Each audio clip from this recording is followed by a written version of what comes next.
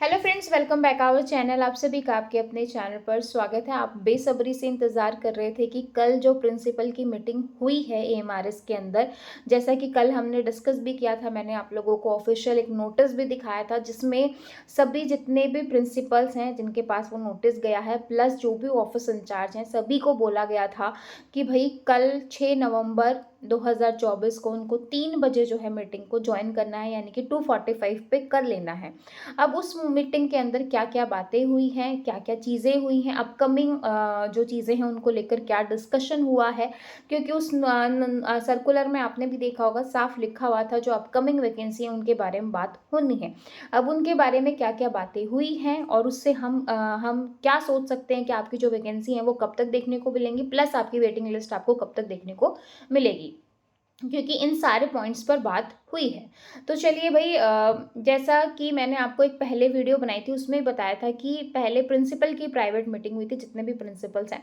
उसके बाद जो है बाकी जो है ऑफ़िशियल एक सर्कुलर निकाल के कल जो है एक वर्चुअल मीटिंग जो है वो रखी गई 3 बजे। अब उसमें जो है बोला गया है कि जितनी भी आपकी वैकेंट पोस्ट हैं, उन सभी का जो है आपको एक्सेल सीट पे जो है सारी वैकेंसीज़ की डिटेल बनानी है, subject wise, teaching, non teaching, ठीक है? जिससे एक आइडिया हो सके कि टोटल जो है कितने पदों पर भर्ती निकालनी है, ठीक है? उसके साथ वेटिंग लिस्ट के बारे में भी बोला है कि आप वेटिंग लिस्ट निकालिए। उसके बाद वेटिंग लिस्ट निकालने के बाद जो टाइम पीरियड रहता है कि इस टाइम पीरियड पे डीवी करवाना है और जॉइनिंग देनी है। उसके बाद कितने बच्चे जॉइन करते हैं और कितनी पोस्ट जो हैं वो फिल होती हैं और कितनी वैकेंट रहती हैं, ताकि प्रॉपर जो है एक एस्टिमेट निकाला जा सके कि भई इतने जो है पदों पर भर्ती आएँगी। क्योंकि आप सभी को पता है कि एएमआरएस के अंदर टोटल 38,000 पदों पर भर्ती होनी है।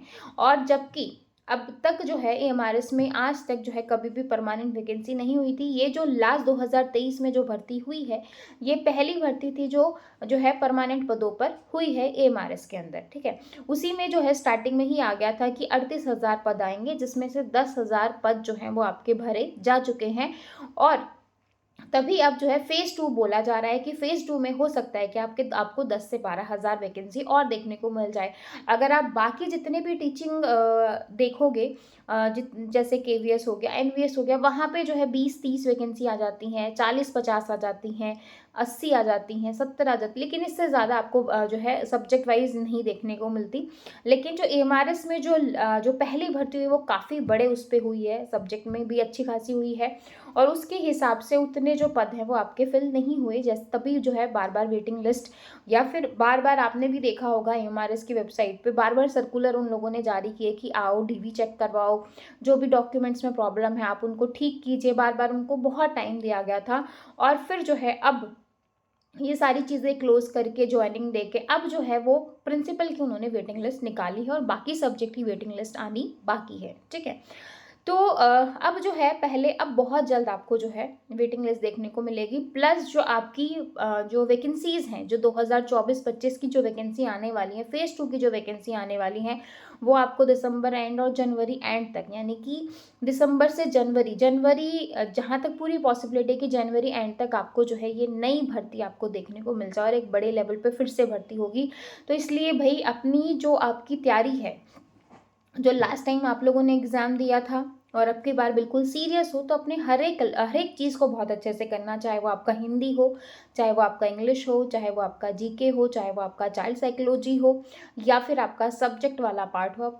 हर चीज़ को आपको स्ट्रॉन्ग बनाना है, क्योंकि अब जो है आपको अब की बार कंपटीशन पहले से ज़्यादा देखने को मिलेगा। एक तो जिन बच्चों को नहीं पता था, है ना?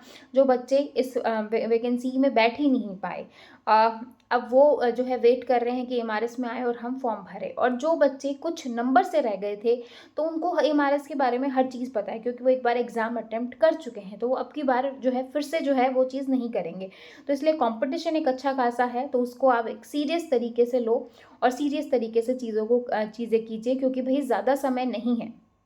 अगर आपको जनवरी में नोटिफ़िकेशन देखने को मिलता है नई भर्तियों का, तो भई आप खुद सोचो कि आपके पास कितना समय होगा एग्ज़ाम के लिए, ठीक है? 3 मंथ्स मान के चलो, 3 टू 4 मंथ्स। और किसी भी अगर हम कॉम्पिटिटिव एग्ज़ाम की तैयारी करते हैं और हर एक पार्ट को बहुत अच्छे से करते हैं, तो आपको इतना समय तो चाहिए तैयारी करने के लिए, ठीक है? तो भई इससे आपको ये तो क्लियर हो गया है, अब मीटिंग्स बुलाने लग गए हैं और जो है एक्सेल शीट पे आपकी जो है चीज़ें जो है वो डिस्कस होने लग गई हैं। प्रॉपर जो है इंटरनली आपका जो काम है वो बहुत जो है स्पीड से चल रहा है, इसलिए आप भी अपनी स्पीड को जो है कायम रखिए अपनी तैयारी करने में। कौन-कौन बच्चा एमआरएस की तैयारी कर रहा है मुझे कमेंट सेक्शन में ज़रूर बताइएगा कि आपका पहला टारगेट क्या है? एमआरएस, केवीएस, एनवीएस या फिर अदर स्टेट एग्ज़ाम्स, ठीक है? कमेंट सेक्शन में ज़रूर बताइएगा। फिर मिलेंगे नेक्स्ट वीडियो में, तब तक के लिए bye bye, take care, thank you.